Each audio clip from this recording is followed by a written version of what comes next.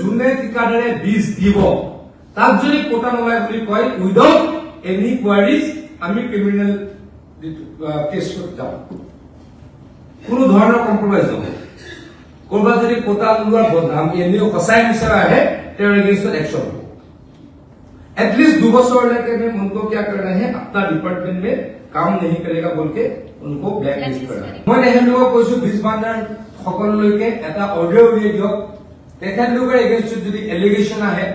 নিম্নমানৰ বীজ দিয়া বা কি দিয়া মানে কোটান দিয়া কিবা এটা যদি জেনুইন বীজ নিদিয়ে তেওঁলোকৰ এগেইনষ্টত আমি লিখিম য'ত এলিগেশন আহিব তেওঁলোকৰ ইমিডিয়েটলি লাইসেন্স কেনসেল হ'ব আৰু আমি ক্ৰিমিনেল প্ৰসিডিংছ কৰিম এবিলে একদম কৰিব লাগিব নকৰিলে কিন্তু চিধা হ'ব মই আকৌ কৈছো এই ডিপাৰ্টমেণ্টটোৱে অসমৰ ৰাইজৰ মুখত হাঁহি আনিব পাৰে দুখীয়া খেতিয়কক যদি অলপ সহায় কৰিব পৰা আমাৰো ভাল লাগিব আৰু নহলে খাও লাগিব যোনে অলপ ভগৱানক মানে যোনে অলপ এইবিলাক চিন্তা কৰা ভাবি চাব কৃষকক যদি আমি ভালকে সহায় নকৰো মই আগতে যেতিয়া ৱাটাৰ ৰিচোৰ্চ মিনিষ্টাৰ আছিলো মথা এটা ভাঙিলে মোৰ ৰাতি টোপনি নাই কিয় নাই জানে মথাৰি কাৰোবাৰ আপোনাৰ আমাৰ ইয়াত থকা মানুহ কাৰোবাৰ পানী হয় এই হলটোত থকা কাৰোবাৰ ঘৰত পানী হয় বানপানী আৰু নহয় কাৰণ আমিতো চহৰলৈ গুচি গলো ভালকে থাকো কাৰণ সাধাৰণ মানুহখিনি হয়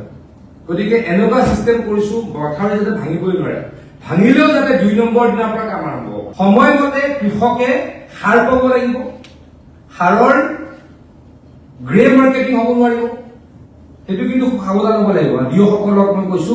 সাৰ আমাৰ পৰা লৈ পেলাই বেগত বিক্ৰী কৰে এইটো টোটেলি বন্ধ হ'ব লাগিব হয় নে নহয় সাৰ আমাৰ পৰা লৈ বেগ মাৰ্কেটিং কৰে নকৰে কৰে নে মই এনে শুনিছো কৰে নহয় আপোনালোকে মোক কৈছে মই বহুত নাজানো মই শুনিছোৱে কৰে নে নকৰে যদি কৰে বন্ধ হ'ব লাগিব তাৰ পাছত বীজ চবতকৈ এটা ডাঙৰ ঘটনা 3জন ফাৰ্মাৰক মই অকলে শুনিলো 3জন ফাৰ্মাৰে মোক ক'লে খেতিৰ বীজ আমি সময়মতে নাপাওঁ এইটো হ'ব পাৰিব এইটো এবাৰ চিম্পলি হ'ব পাৰিব নহলে কৰিম বীজ আমি দিব নোৱাৰো দিলে টাইম দিম চিম্পল কথা বীজ দিব নোৱাৰিম ক্ষমা খুজিম কিন্তু বীজ কৰাৰ বীজৰ যিখিনি সময়ৰ প্ৰয়োজনীয় তাৰ এসপ্তাহৰ পিছত দিলা হয় ওদালগুৰিত বোলে বীজ বিচাৰিলে আজি এসপ্তাহ মানৰ আগত ক'লে আৰু 3 দিন 4 দিন লাগিব যেতিয়া খা খবৰ ললে কেতিয়া বীজ আহিলে 4 দিনৰ আগত বীজ আহিলে মানে 4 দিন পৰি থাকিলে আমাৰ গোডাউনত বা হেড অফিচত আৰু 4 দিন পাছত গৈ পেলাই কোনে পালে খেতিয়কে পালে 8 দিন গুচিয়ে গ'ল 8 দিনতো টাইম গুচিয়ে যায় খেতি বীজৰ এটা বহুত টেকনিকেল হেৰি হয়নে নহয় বীজটো যদি ধানৰ বীজটো যদি সময়ত নাপায় সেইটো এটা টেকনিকেল কাৰণ 15 দিনতো সম্ভৱেই নহয় গতিকে আমাৰ বীজ নিগমক মই অনুৰোধ কৰিম বীজ নিগমে পঠাব দিয়সকলক মই অনুৰোধ কৰিম দিয়সকলে এডিঅসকলক ক'ব যে প্ৰপাৰ টাইমত আমি এবাৰ পৰা 1 মাহ আগত বীজ পঠাম 1 মাহ আগত বীজ পঠাম তেওঁলোকে কথা দিছে মই ইমান ডিটেইলছত নাজানো মই এটা শুনাম এইবাৰ কি হয় নাজানো কিন্তু ছমাহ পিছৰ পৰা মই নিজে কৰিম কণ্ট্ৰল গতিকে তেওঁলোকে কথা দিছে বীজ 1 মাহৰ আগত দিব আৰু আপোনালোকে বীজ আগত বিলাব আৰু বীজ কোনে পাইছে কোনে নাপাইছে এইটো এটা ডাঙৰ সমস্যা আমি এমএলএ গমে না মই 15 বছৰ এমএলএ থাকিলো মই গমে না আৰু গণ্ডগোল লাগে কেইটামান কেইজনমান খেতিয়ক আছে তেওঁলোকে এমএলএ পৰা চলি লৈ গৈ থাকে তেওঁলোকে গাবু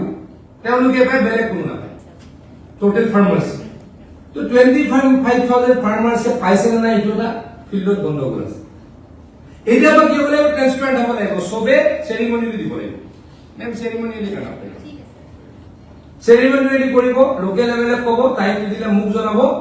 লোকেল এমএলএ যদি থাকিব নাথাকিলে আমি সেৰিমনি যি বীজ ডিস্ট্ৰিবিউট হ'ব ফ্ৰম নাও ইট উইল বি ডিস্ট্ৰিবিউটেড সেৰিমনি যিকোনো বীজ এতিয়াৰ পৰা ডিস্ট্ৰিবিউট হ'ব সেৰিমনি তাত কোনো ধৰণৰ কম্প্ৰমাইজ কৰা নহয় ক'ৰবাত লাগিলে 50 জনৰ মিটিং কৰিম ক'ৰবাত লাগিলে 200 জনৰ মিটিং কৰিম হ'ব কিবা অসুবিধা আছে তাত হলে কৈ যাব মই গুণী জ্ঞানী নহয় মই সৰ্বজান্তা নহয় আপোনালোকে মোক ক'ব পাৰে যে ছাৰ এইটো কৰিছো that much of freedom you people have মই তেনেকে ৱাটাৰ ৰিচোৰ্চ ডিপাৰ্টমেণ্ট চলাইছো